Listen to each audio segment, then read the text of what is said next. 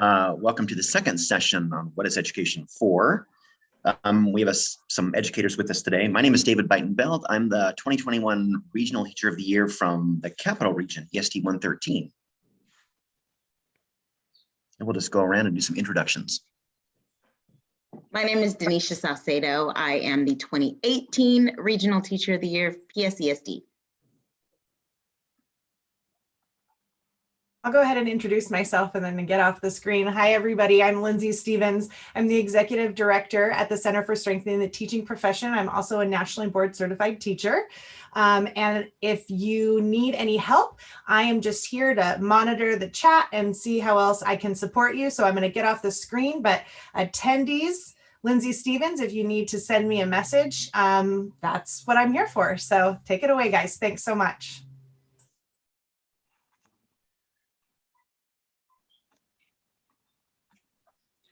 I'm Erin Lark. I'm the 2021 Regional Teacher of the Year for ESD 112 down in Southwest Washington.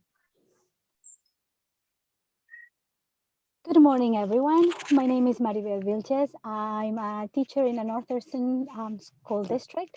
I'm also a National Board Certified Teacher in the English as a New Language. I am a board member of the Professional Educator Standards Board, and I've been working over the past 10, 12 years with WEA, providing professional development to all my colleagues and very passionate about education. Thank you for inviting me. I can go next. My name is Phyllis Esposito. Currently, I'm the Associate Vice President of Diversity, Equity, and Inclusion at Everett Community College, former K-12 teacher, former teacher educator, and I'm happy to be here today. Wow, I'm among folks to be honored. I'm not sure why I'm on this panel, but my name's Senator Claire Wilson, and I currently represent the 30th Legislative District, which is in South King County. Worked at Puget Sound Educational Service District for 25 years prior to being in the Senate. Sat on the Federal Way School Board for 8 years and also taught in Tacoma for 10 years, way long ago, and am absolutely honored to be here today. Sit also as Vice Chair of Early Learning K-12 in the Senate. Nice. Well, welcome, everyone. I guess I'll start by just sharing the classic question that I get asked, and I'm sure that every teacher has heard this, and I get asked in every class and every year, whatever we're doing, some student will say, Mr. B, when am I ever going to use this? And oh my gosh, you know, my answer to that question has changed, I hope, since my first year of teaching. But more recently, I've tried to talk with students that maybe that's not the question. Maybe the real question is, what are we doing here? Like, what is this endeavor actually for? And they don't really know what I'm talking about. So I say, well, look, you get up earlier than you want 5 days a week. You get on this weird orange vehicle, and your parents are totally okay that you get shipped off to this building where you hang out with a bunch of strange other people and adults. And that seems totally normal to us. Why are we doing this? Like, what are we doing here? So that's kind of what we're here to talk about. What is education for? And maybe I'll just step back for a moment and say, what are your thoughts, everybody? Well, I always like to answer a question with a question. So the question of what are we going to do with this? When are we going to use this? My question back is, what do you mean by this? And often when I question, you know, I give myself breathing room in the conversation to think about what the student is bringing to me when they ask that question. But it also asks the student to be, or anyone to be specific about what it is that they're finding some pushback with.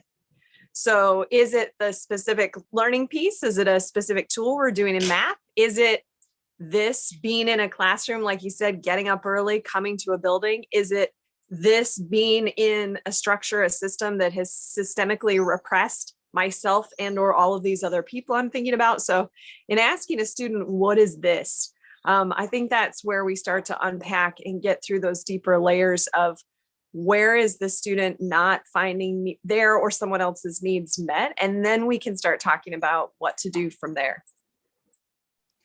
That's a great point, Erin. The asking questions about what is this? It's a really good ignition point. And I would like to elaborate on what you're saying because usually when we teachers ask questions, we anticipate answers, right? And as we're anticipating answers, and this question was posed to me, I wanted to know what everybody thought or what is the real definition of education. So I go back to that initial source of what education is. And of course, I find this dictionary-like definition about a process of receiving systematic instruction. But that's general, right? We are in the classroom and we're like, okay, what does that mean? What do I think of it? When my students ask me or tell me, what is this thing? I'm going to think what I'm going to answer by giving them my prompt into what education is for.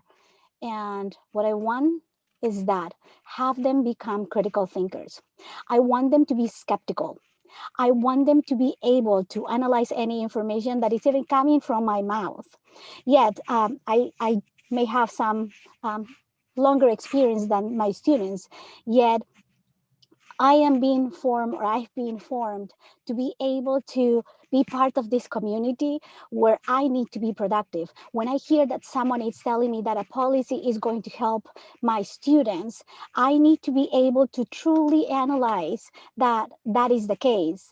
And by looking at what? Data, that means being informed. So beyond being skeptical, being informed, and then with that information, analyze that information and challenge it, because there might be some pieces that from my personal experience as a student, as an individual, as a learner, I may have that others may not have. So as a collaborative community, we may contribute to that piece that is going to push the system.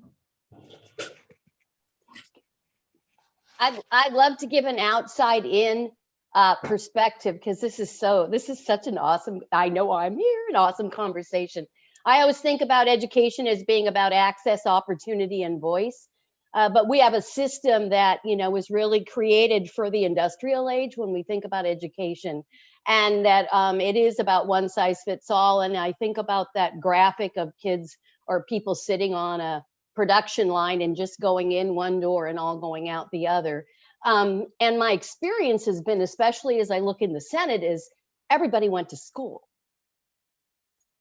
Everybody's an expert because everybody went to school.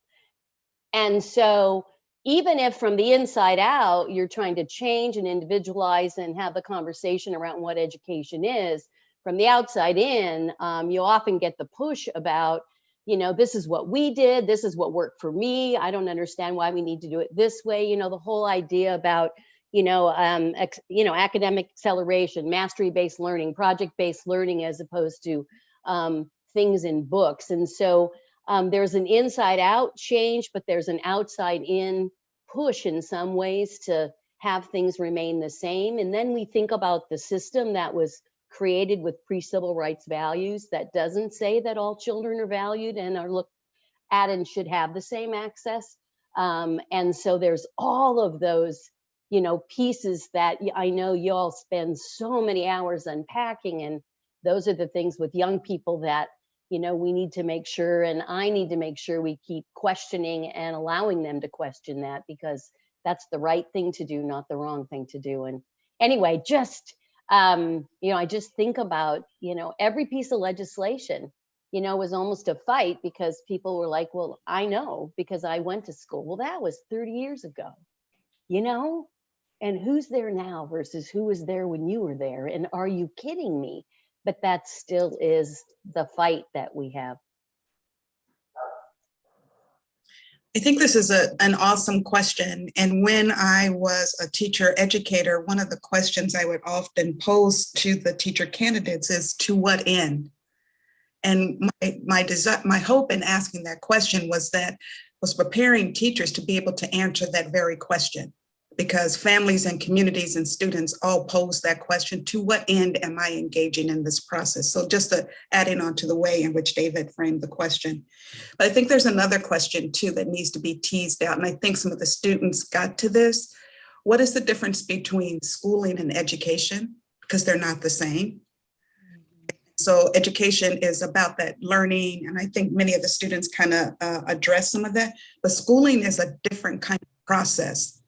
And each of them are equally valid and maybe answering and trying to figure out, because like I said, they're not the same. So understanding the difference between education and schooling, rephrasing the question in my mind, to what end? And then because I've taught courses that kind of grapple with that question about education and schooling, you know, there is this foundational piece that education was about creating an educated citizenry. It's like, what does that mean, right? Because then that was limited too. So that kind of goes to your question, Senator. So how do we do this work? To what end is the end? To create individuals who can develop their agency and act on their agency. It's part of this work also to help folks be good citizens, and whatever good citizens mean, to look at themselves and others. It's like, it's a really complicated question that I think for me is beyond the scope of saying, why am I doing a math problem, right? And it's part of it, but it's not the only question. So that's my initial thoughts. Yeah, you know, when I think about this, and then I think about the students that we heard from this morning, and I think about my students as sixth graders, right on that cusp of like, am I still like, oh wait, I'm not attached to anybody, I can make decisions, wait, I have a voice, right? Sixth grade is right when it's like, I think about education essentially just being different for everyone, every individual. And so that kind of talks, you know, going back to what you said, Senator, like we all think we're experts, right? And so we have been working on equity lessons and teaching students what equity is. And we built an acrostic in our building in which we talk about, you know, we've created like, you know, the first letter is everyone gets what they need to succeed. Question your assumptions, right? Understand that everyone has different experiences. And as we move down the acrostic, my students are starting to understand that, like, wait, so education for you, right down, you know, the desk over might look a little different than education for me, or just everything might look different, but that's okay, right? And that's the piece that makes this difficult, is that even though that student might be doing something different because they are getting what they need to succeed, and even though I may have different experiences, so I may see something different, it doesn't mean that there's anything wrong. And it doesn't mean that, that my education needs to look exactly the way yours does. It just means that education is, what is it for? It's for me to have power to figure out where I'm going to go to next and where I'm going to lead. And I think students really said that pretty powerful in the last session, that they want ownership, right? They want the ability to look forward and say, hey, if I want to be like this, that's what I want to be like. And I need you to help me get there. And I need you to believe in me. And I think that's what education is for. It's for us to propel, to give access, and to help students understand that this is about you, right? I tell my students to be selfish, guys. I really do. I'm like, where's your selfishness? This is for you, right? Don't do it because Mrs. Saucedo said. Don't do it because your parents said, but it's for you. And so when I think about what education is for, or my role in that, I think about my ability to help students develop a little bit of selfishness, just a little bit, in the sense that they're like gathering that ownership and that piece that says, you know, I want to do this because this is what I want. And now it's mine. And I want to continue to be educated and to learn, not because you're telling me to, but because this is what I want. Now, where am I going to go next? Tanisha, I think that you are, yes, I think that you're bringing those highlighting points in terms of the drive and the wanting to. And I'm asking myself, where do they see that drive? Who is to model that drive? What is the leadership that it's needed that models that drive, that recognizes and acknowledges those differences? So when we talk about being an educator, being a leader who sees through the educational system, the schooling that we're providing, Where is the ability for us to foster, to acknowledge, to recognize the different identities that our students bring?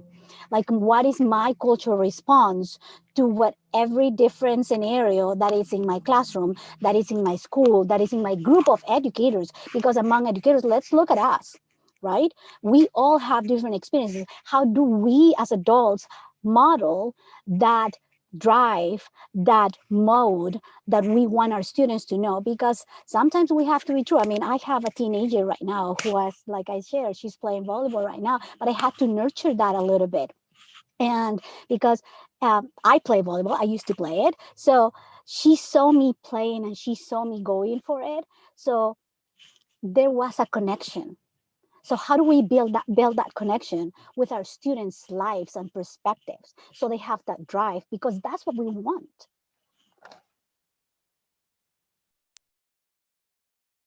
It's also making me think, this question is like getting deeper for me with each round.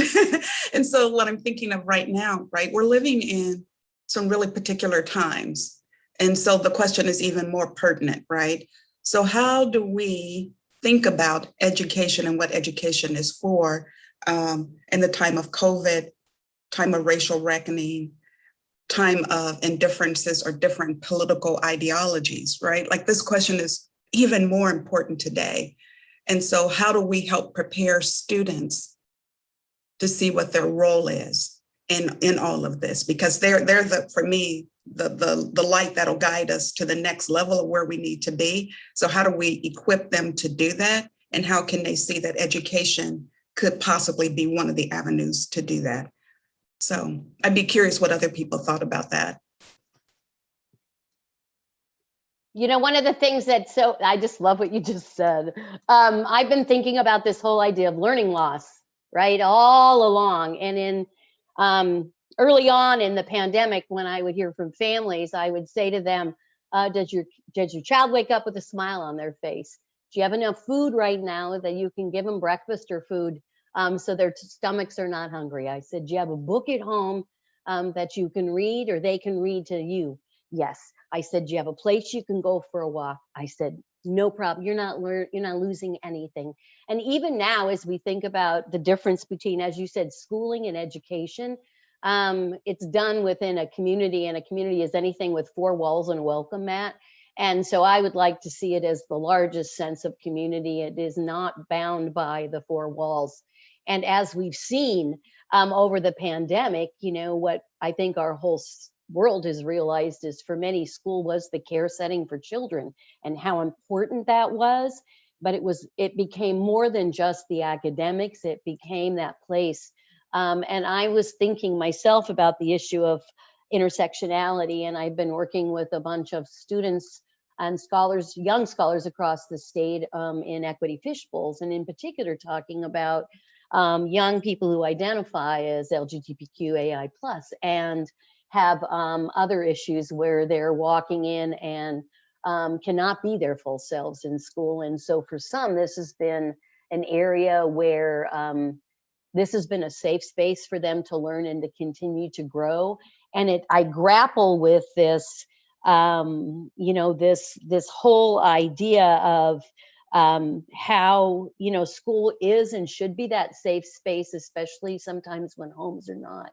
And how we make schools that vibrant space that not just academic learning happens, but that whole children and whole people walk in and say, this is what I want. It's like you're a blank slate, and here's what I'd like to create for myself. And then my job is to help you figure out what that pathway looks like and how to open every single door so that you can become whatever and whoever you want to become. And I'll be quiet. Oh my goodness, this is. No, don't say that. We love hearing from you. That was amazing. I mean, you that was great. About, you know, when you think about testing, I think about legislating, you know, and I mean, I will tell you, my mother did not come from this country. I had no idea about honors classes. I had no idea about anything. I walked my world just because somebody told me to go to the next door. And I didn't know why, I didn't know what. I chose my college because my cousin told me the furniture moved in the dorm. I mean, nobody ever said to me, what do you want to do? They would say when I was little, what do you want to be? But I didn't really know. I had no idea. And there was no one there that, and my mother didn't necessarily know either. She was brilliant and bright in her own way. But so for me, it's just about access. It's about opportunity, and it's not about the four walls. And if there's one thing that we can take and continue with as we think about beyond COVID and beyond going back to whatever normal for some might look like, is how do we keep young people outside of the four walls so they can really experience what their world is about, and they can really choose their pathway. Yeah, that is, oh, go ahead. Oh, sorry. I was just going to say, Senator Wilson, thank you for your comments. They made a link for me when it came to some of the other panelists mentioning power and where is the power, and then talking about legislative work. And I think something that this experience has brought to not only the world at large, but specifically down to children, is where is the power?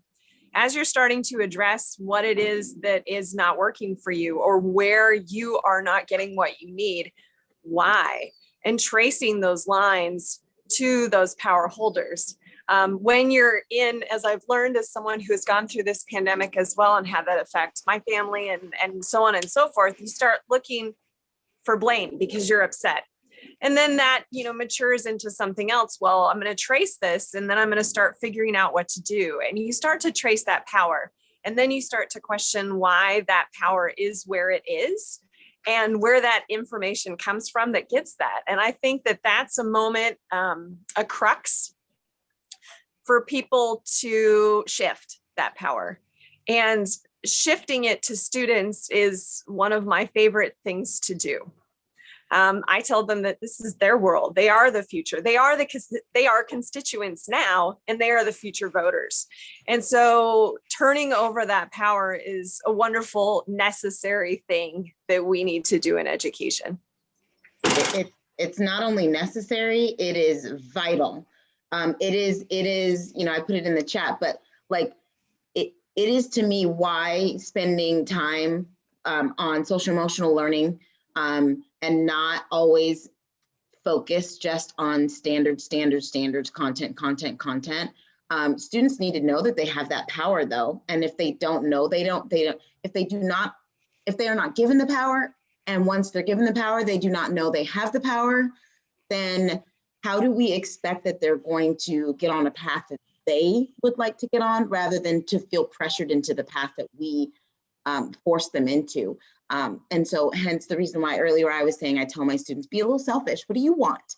Right? Like in my classroom, students make a choice. Like if something's not working, we work together to figure it out. Right? Like, oh, Mrs. Saucedo, like when we, processes, it's not rules. We have norms, community expectations, things like that. Right? And when they walk in the door, if I've created a situation in which they're like, that doesn't really work for me, we're going to talk about it, because this is their learning space much more than it's my teaching space, right? And so teachers are not willing to humanize the process, and I'm just going to say it, we're not willing to be wrong and make mistakes. And that is part of the issue, is that sometimes as educators, we forget that we are not, I don't even like the word teacher. I'm not a teacher. I'm the person in the room that's also learning that's helping you get to where you want to go. Like, we need a better word. I'm not a teacher.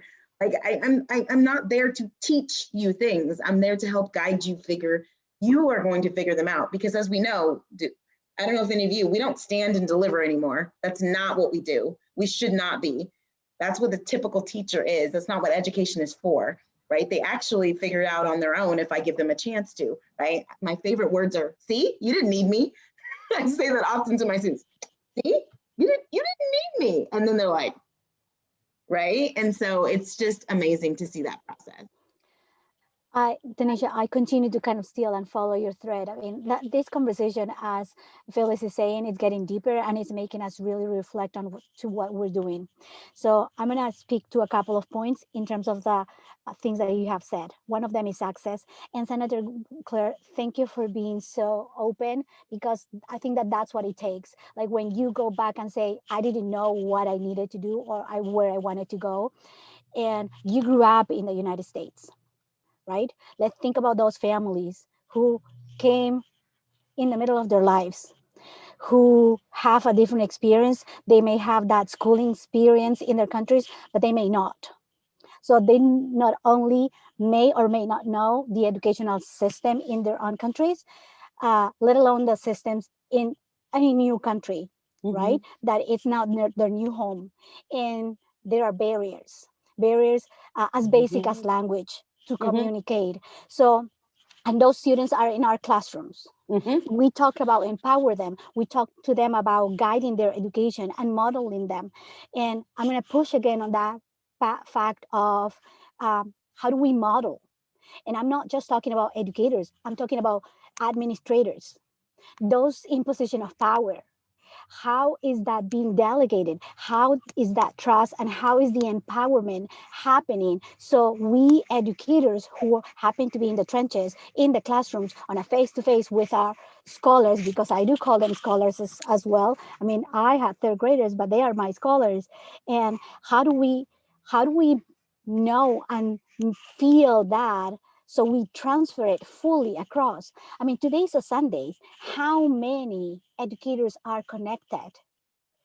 We are involved, right? So is there trust involved into this empowerment? Do I trust my scholars that they are able to thrive and they're able to have that? So if I trust my students and I model that, how is that transferred to me? We need to stop to have reactive in leadership. We need to have a proactive leadership that is going to be looking at those pieces. And I think that we've kind of started to, I mean, this conversation is happening because there's a shift, right? And we have to look at those bright spots. At least that's always, it's been part of my life. I'm originally from Peru, and I knew the educational system in my country.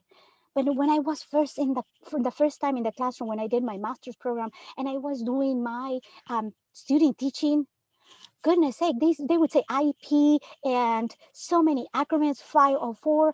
I'm like, what is that? Right? And I was educated, but I needed to navigate that system so fast and paddling like that dog swimming. That's been me all along. Even when I'm with you, amazing people, I'm like, okay, there's so much background that I still need to catch on. And if I connect that to my families who are new to the country and our students have to be that successful student, how do we do that? It trickles down. Leadership has to be leadership, but that true leadership that has a heart, that believes, that goes with empathy. That needs to happen so we can all feel it and pass it on.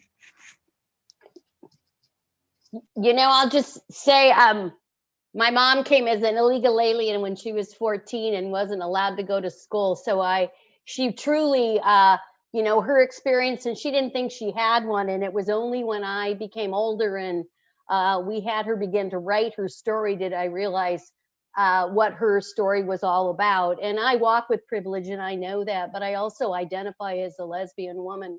And so I know I can choose every single day to walk in a room and to disclose or not. And I know thousands and thousands of young people in my district do not have, and across our state and across the world, do not have that option to choose that or not. So I choose to use my privilege every single day to create space, and not the voice for others, but the room for others to be their own voice. So I am, so honored to be here, because really education is the way that we're going to change that. And I will say representation matters so much. And y'all are, that is when young people see and understand that there are no wrong doors, and we truly understand and provide equal resource. I always say we're the only country in the world where you got to do the wrong thing to get what you need to do it right. And so been working, I worked with adolescent parents, 11 to 21-year-old pregnant and parenting teens in Tacoma. And no fifth grader should be a parent, which is why I moved to early learning. And if we truly worked with families and children, we would be starting early and providing, again, the access that every family chooses to have what's best for themselves and their kids. So I am just anything that I can do, and I will continue to do to make sure that our systems, but education's an institution. And in the world of early learning, it's not. They're informal systems and there's value there, but there's also tremendous struggle in trying to make those systems connect. But institutions are brick and mortar buildings, and you can actually sit in a building and expect people to come to you as opposed to really go out and know who your community are. And every one of you knows your community. You can just tell by how you speak and what you do. And so we have to change, I think, the idea of the institution and make our schools community spaces where they're representative and kids have access. So, wow.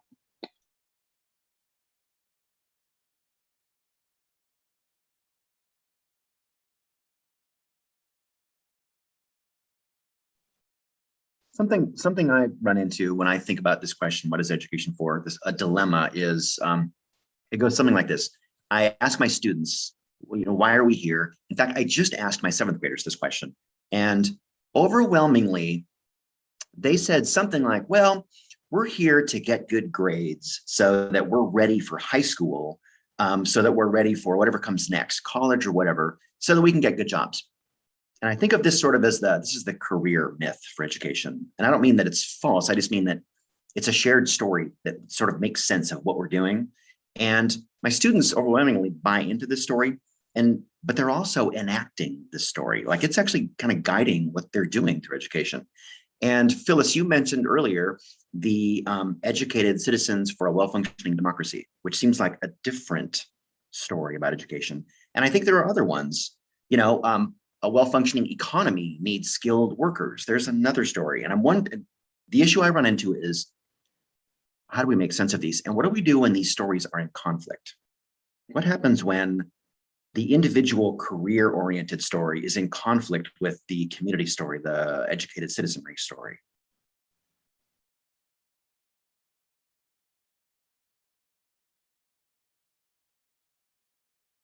I'm hoping you all answer this for me.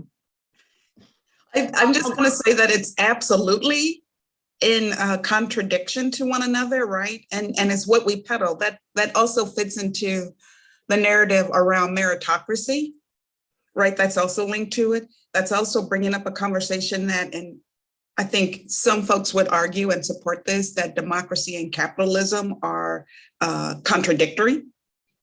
And so how do they both exist at the same time? Because that's how we're operating. So it brings up all these multiple tensions and the ways in which schools support or not support it.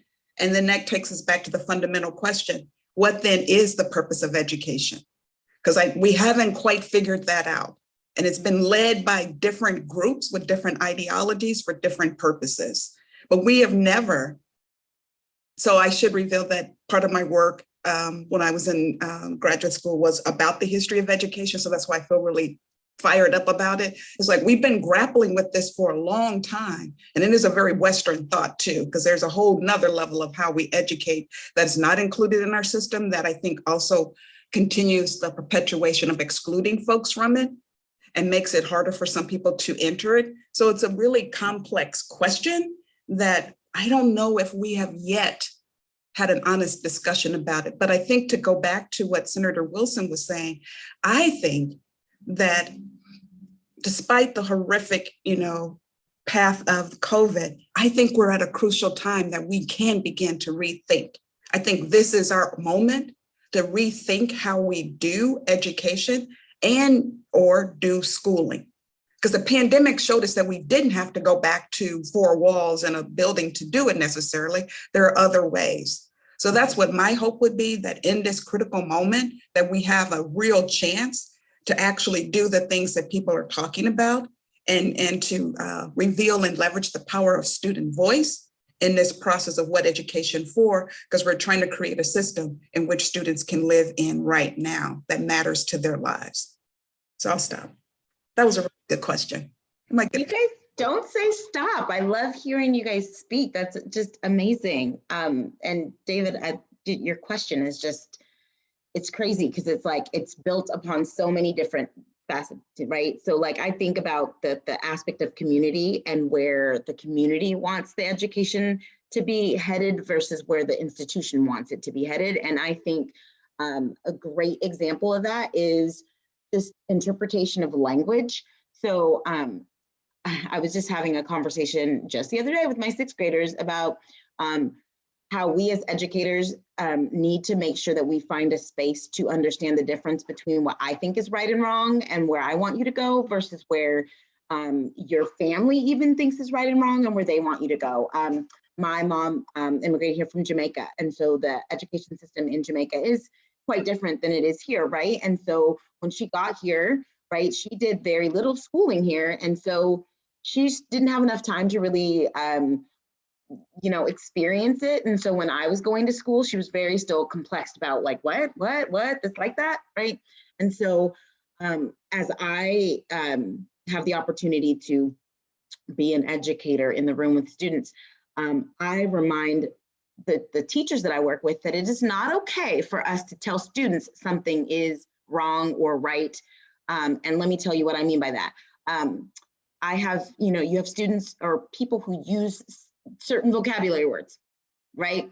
And it is not okay for me to say, that is not okay to use that word. Because if their mom or dad told them it is okay to use that word, now you are telling them that their mom or dad is incorrect. So let's think about what we're doing. We're creating conflict within a community. Instead, we might say, that word may make others in this space feel uncomfortable. Let's think about teaching, or not even teaching, but modeling a system in which we want to help each other feel comfortable, but we want to explain why maybe that word is not used in other homes, so therefore in this space we may not use it. But we don't say that word is not okay. You may not do that. That is wrong. Instead, we say in this space we may not, right? And so helping students navigate a system that may not even be correct. Maybe the system is wrong. We don't know. But instead of trying to tell them they are wrong, you are wrong, let's fix you. Your community is wrong, right? You're right. No, that's not right. You have to go to college. You have to do this. No. Instead, we need to change our thinking and say, let's figure out how to occupy this space together. How do we occupy this space together? How do we learn together? Right? How do we do this together? How do we help you get there together? Instead of you're wrong, let's fix you. And so that's what comes to my brain when I think about the conflicts that happen. I love what you were just sharing about what happens for students and the difference between telling people, anybody in the world, what it is and how it should be versus having that explorational moment. Because that's how we found that there are tipping points in cultural understanding and change. And you mentioned systems, and of course, David mentioned economics. And so I'm reminded of the ungrading movement, which is cool. There are so many important reasons why grades are a game. They're not a fair representation of much in most cases. At the same time, I think about as a secondary teacher with over 200 students, the idea of writing anecdotal descriptors for my students 16 times a year gives me heart palpitations. So that can't be right either. And so I think sometimes, or I think rather now, we need to move forward, kind of like what you're saying, away from just saying, hey, grades are the problem, let's just ungrade. Yeah, because everyone gets on that and then it just fizzes out and goes nowhere. It's like a lot of what we do in education where people say, you know what, COVID showed us that the way we were doing school is awful. Yes, it's awful. And then here we are a year later, find me a school system that has radically changed how they serve students. We don't have one. And so I think with this is exactly what you're talking about, where it's, okay, now what are you going to do with that information? You've identified that this is not a match for whatever reason, let's look at the system now and let's talk about that. What would it look like if you tried on a different piece of language or vocabulary word? What would it look like if we tried to report your success or your achievement, whatever those two words mean, in school to your family? What would they want to hear? What would that look like to your future employer or to whatever post K-12 experience you want to have in getting toward that employer? And so looking at those what next steps, you know, the answer to how is yes. You know, yes, let's start action, you know, putting these into action. And I think that's the part where students start to make that systems understanding real in their minds. You know, you talk about it like a grid or a matrix, where when you're a young person, your grid markers go to fewer people, you know, the parental influences in your life, the family influences. And then as you expand that, whether that is from school or whether that is from, you know, cognizance of, I have more family and friends. And then as you become even older, excuse me, and you start adding people, it's like adding street layers when you're learning how to drive as a 16-year-old. First, you know how to drive from your house to get gas. And then now I understand to school. Well, now I can kind of navigate my city to now I can go on a road trip. And so that systems understanding, I think, is crucial to making these changes, to being rabble rousers who actually impart change onto extremely flawed systems. And so exactly what you're saying, those conversations are what helps students start to move their thinking to not only am I going to say what the problem is, I'm going to understand why it's a problem for my understanding, and then what's the next step. And so that's where we're at. And that's what I'm challenging all of us, myself, most of all, daily. What's my next step here? You know, there's a little bit in the chat going back to whatever new normal, which I can't stand either. So thanks for putting that in there. Whoa! You know, and this whole idea of how do we hang on to the good things and let go of the things that weren't doing well. And, you know, one of the things for me is, in my world, in early learning, our communities are connected. And in K-12, again, oftentimes they're not. You know, families, kids don't come necessarily in the context of a family when they come on a bus. They used to come on a bus to school and cross the door. And I think families are much more engaged in kind of what's going on. And I think it's a perfect time to get them connected and get them involved in our system. I was thinking myself of the time it takes to make the changes. So for example, in my district, as we thought about academic acceleration and standards-based grading and reporting, you know, we're one of 294 school districts right across the state. And the amount of work and the amount of time to make the right change for the 23,000 young scholars in our district was the right thing to do. But all the way around us were systems that still remain, you know, traditional and still remain how they have been. And so there's this push and pull. And part of it is if we're starting something new, we also have to be willing to let go of things, but we're afraid to do that. So, you know, an example was when we pulled out WA Kids, which is the kindergarten and inventory of developing skills. And we said, okay, kindergarten teachers, you can use this your first, you know, 7 weeks to kind of get an idea of what your children are like. And they were so afraid someone was going to suddenly say, no, we're not going to use that anymore, that they would do that. And the other things they had already done. So we also have, as a system, have to also think about what can we let go of as an individuals, what can we let go of in order to make our new systems work for young people, because we tend to do the and both as opposed to, you know, we keep doing the things we've always done and then we add things on. And I think that goes for teachers as well. We keep adding things, but we don't necessarily say, what do we take off that you no longer need to do so that you can focus on individualization and doing all the things that we know and you know, we all know are the best things for students. So yeah, I think the conflict of 4-year degrees versus if a young person doesn't want to go there. And I think for me, the struggle was the fact, and the way I would describe it is we used to put kids in tracks based on what they looked like or what we thought they were capable of doing. And the whole idea of having a young person cross the stage was not to go to a four-year college, but to have a choice to do whatever it is they wanted to do and not to limit that, as opposed to, but for families, oftentimes, you know, that was a struggle right there, because many families saw or thought we were saying to kids, you don't have to go to a four-year university, which is what I was saying to kids. But many families don't agree with that. I think it's options and choices. So.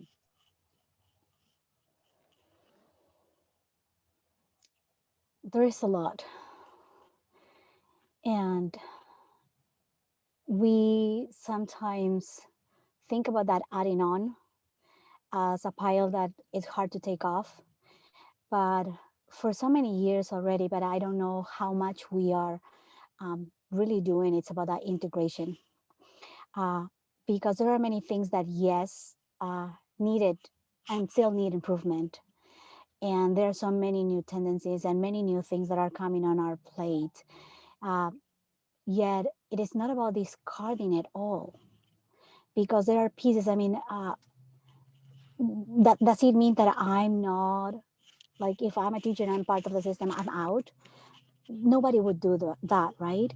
So how do I, as an educator, get those skills to be able to really integrate my standards that are going to drive my students' academic with a SEL, that it's going to bring not only that emotional being to sense, but it has in combination that individual learning that, Denisha, you were talking about, and Erin, you were talking about that community, because there has to be, I agree with there's not either or. And yeah, there are some things that can be less addressed or with less strength, but I think that we really need to pick and prioritize what we want. What's the end, as Phyllis was saying, right? And when we talk about that individualistic selfishness, that, yes, I think it needs to happen. I mean, that's the only way. But what is the middle? So I have that sense of community. So that SEL with my empathy building is going to help me understand that by being selfish and drive and go, I'm going to move the next person next to me, and that my ideas are not going to be the same, but they are going to contribute, because what I'm looking is for the benefit of all. If you're asking me what's the culture of Peru, for so many years we kind of battled with the definition of culture, and people would ask children, so what's the culture of Mexico or Nicaragua? Does the child know? The child probably doesn't know. If you ask me what's the culture of Peru, I have an idea what's the culture in my family. I know what it's about in my family, in my small community. I don't know about Peru. Like, so what do Peruvians do here? Yeah, there are some commonalities that brings that community, but isn't that true also for the US? I mean, it's richer. What do we think? Why do we think that it's difficult, but rather complex and beautiful? We are more alike than different. We need to build on those similarities and celebrating those differences, because that's what makes us rich. This country has been built with so many oppositional political, economic views. Yet we continue to work together because we want for the betterment of our community. I'm going to continue with leadership, and that SEL integration needs to happen and start with us adults, because we see it. I mean, we see in the political spectrum, right? And our kids are seeing it. So we're saying one thing, but then we're modeling another. So how do we find that balance, that integration? I think we have to be honest.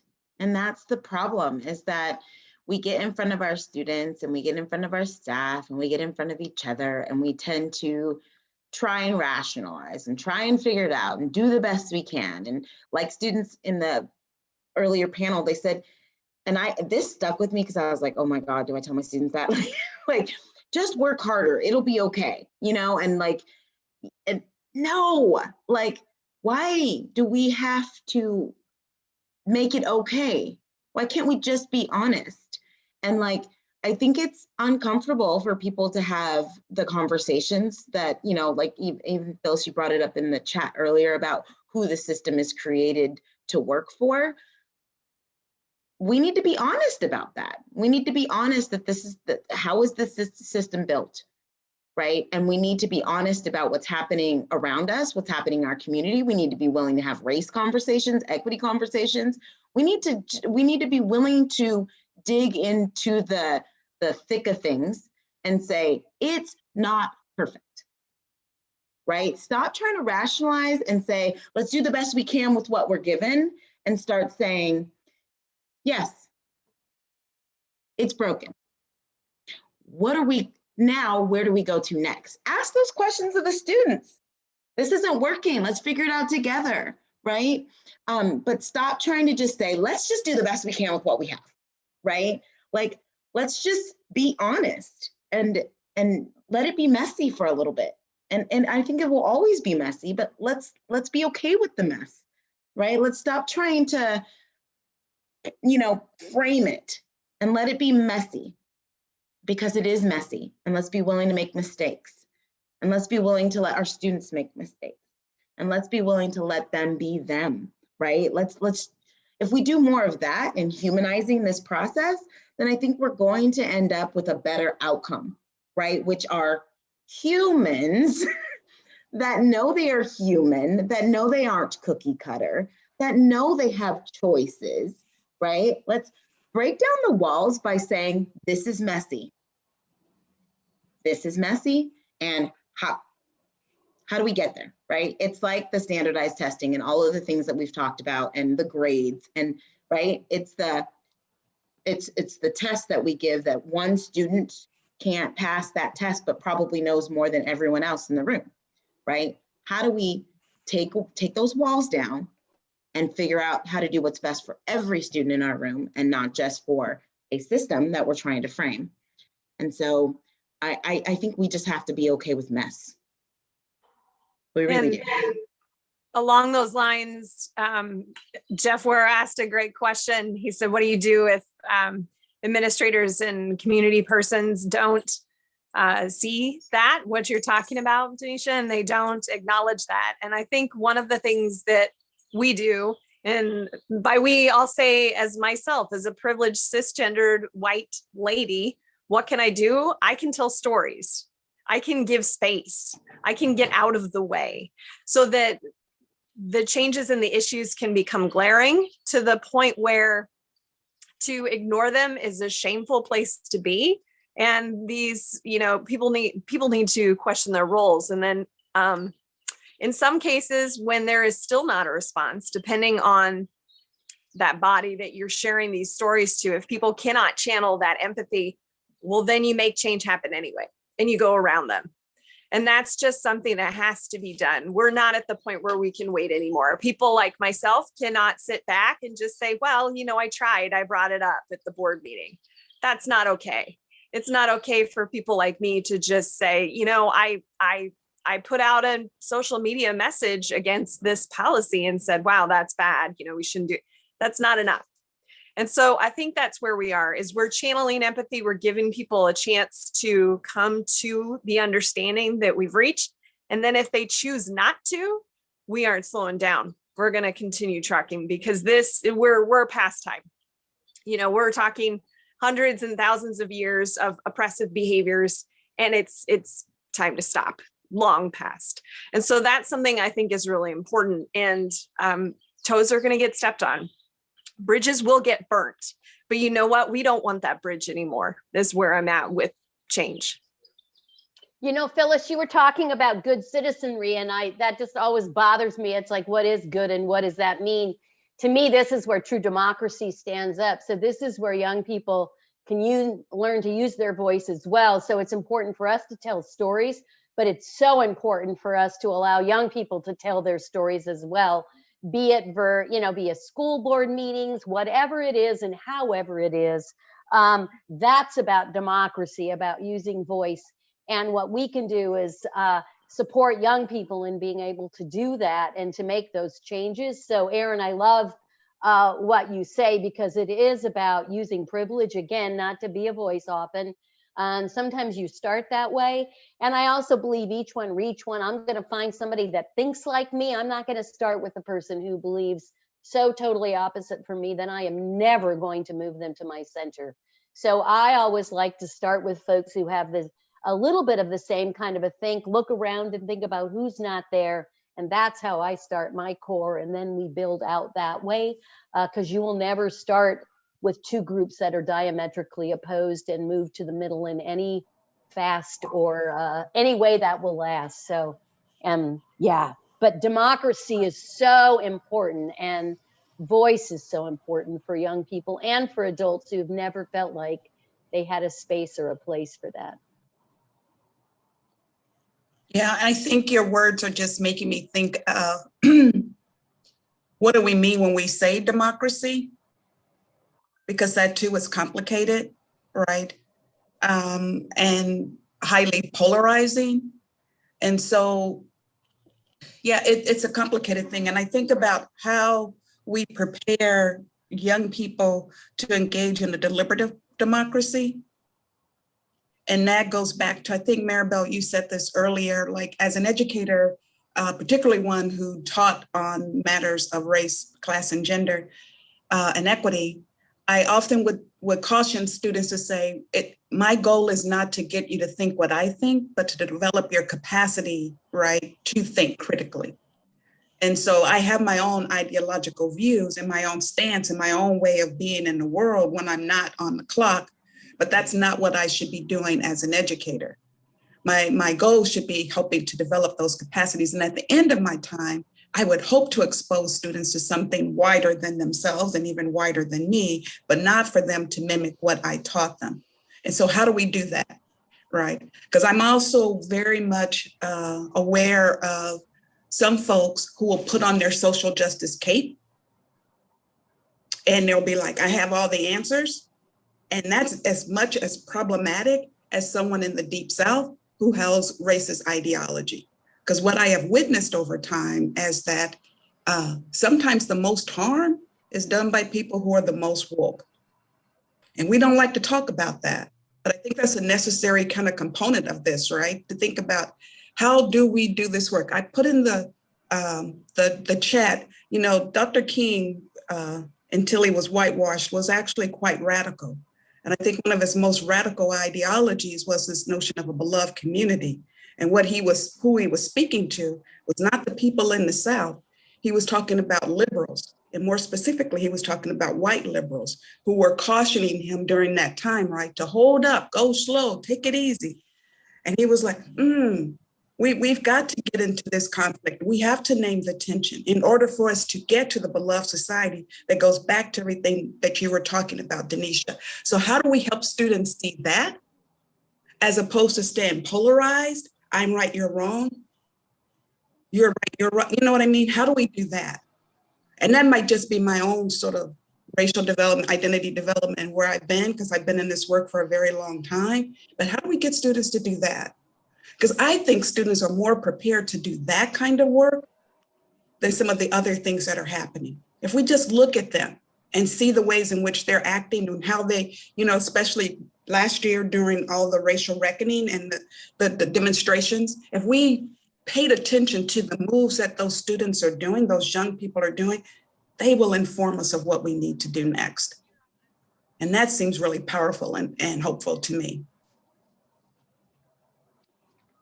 Yes, Phyllis. And when you look at, it's getting hot, I have to open the door, sorry. When we see that happening and that potential in our students, but then those people in power see the problem, but they don't call it out, then the voices get quieter. So when things that have been happening around the racial reckoning and everything that we've seen and witnessed, and things were not called out, we adults, we wonder and ask ourselves, so what's the point? So that relationship needs to happen. When people in power, white privileged people are in that position of recognizing and acknowledging, are not building trust. How do I speak up and I know that there's going to be a change? So the relationship, getting to know all of us right? Getting to know everyone as an individual, because I may assume anything or everybody may assume anything about me, but without asking me and getting to know me and building that relationship with me, won't be able to understand what my thinking is, what are my fears, what are my strengths. I think that that is true to my students. But if I, as an adult who lives in a democratic society where I feel that I have a voice, but I'm not being listened, I've been heard but not listened to, how is that transferring? That's why I'm going to continue. This is the third time I'm going to push. It's leadership. And when I say leadership, it's not just the group of educators we continue to push. And among us, Erin, it's true. I mean, and among us, there are some people with CAPE, or I think, Phillips, you say it, people with CAPE that just kind of say it and verbalize it, but it's not looked and it's not being seen in the classrooms and that spaces where students need to be safe. Because when they feel safe, there's a trust. When we educators feel safe, there's a trust. So I can communicate with anyone in a position of power that can hear my voice, and I know my words are going to go and make an impact and it's going to make a difference. But if I don't have the trust, or if I'm disappointed because what I've said already 20 times before never went anywhere, why bother? But that may happen with many people. The problem with some people that I have spoken to know me just a little. I'm a little stubborn, so I'm gonna keep on saying them. But I need to be stubborn and just continue to believe that this is gonna happen. I cannot have space to give up. There's no room for this is not going to change.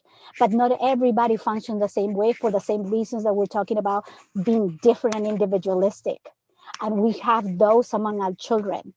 In my own children, my two girls are different. And I need to acknowledge that, but I need to let them know that there's no room for I can't do it and there's no hope. There is.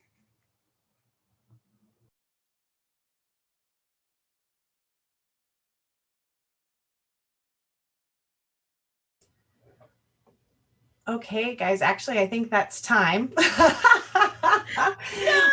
a great conversation. Yes, thank you, Maribel, so much. And the rest of the panelists, David and Denisha, you can kind of close it out.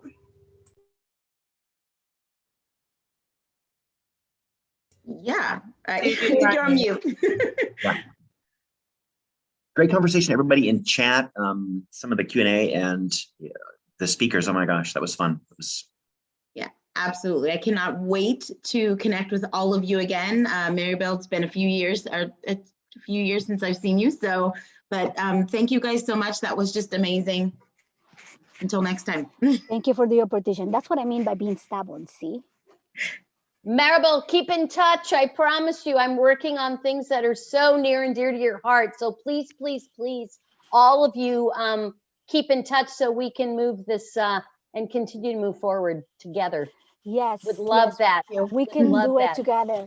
We cannot do it alone. We have to stick together. We have to be, I probably need to, resilient. I love you because 35 years on the outside, I took people down every year trying to make changes. And one of the greatest things right now that I can say to folks is you don't need to convince me. Let's just do what we need to do and change what we need to change for the better. And that's what I'm there to do. And there are others that are there to do the same because representation does matter. It does matter. You will see movement because of that. So just, I can't thank you all enough for all you do for kids and families across the state. So thank you. You're welcome. Thank you.